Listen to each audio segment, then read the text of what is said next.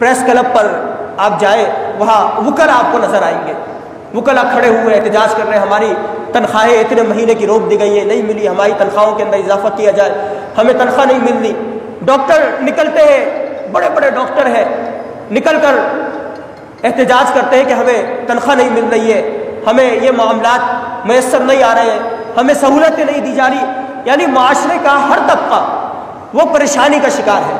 کہ ہمیں تنخواہیں نہیں مل رہی ہیں، ہماری تنخواہوں کے اندر اضافہ نہیں کیا جا رہا ہے، ہم اپنے بچوں کے پیٹ کیسے پالیں۔ لیکن آپ نے کبھی یہ نہیں سنا ہوگا کہ مدارس کے اساتذہ کرام یا مساجد کے ائمہ وہ سڑکوں کے اوپر آئے اور انہوں نے احتجاج کیا کہ ہمیں تنخواہ نہیں دی جا رہی ہے، ہمارا گھروں کے اندر گزارا نہیں ہو رہا۔ احتجاج یہ تو دور کی بات،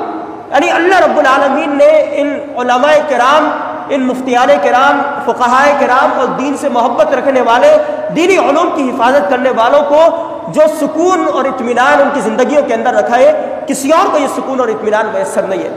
لہذا اس سکون کو حاصل کرنے کے لیے اپنی اولاد کو بچپن سے ہی آپ مدارس کے اندر بھیجیں، مساجد سے ان کو جوڑیں کہ وہ قرآن کریم کی تعلیم حاصل کرے، مدارس کے اندر آئے، علم دین حاصل کرے، ایک اچھا اور بہتر فرد معاشرے کے اندر جب وہ جائے تو اچھا اور بہتر فرد بن کر جائے۔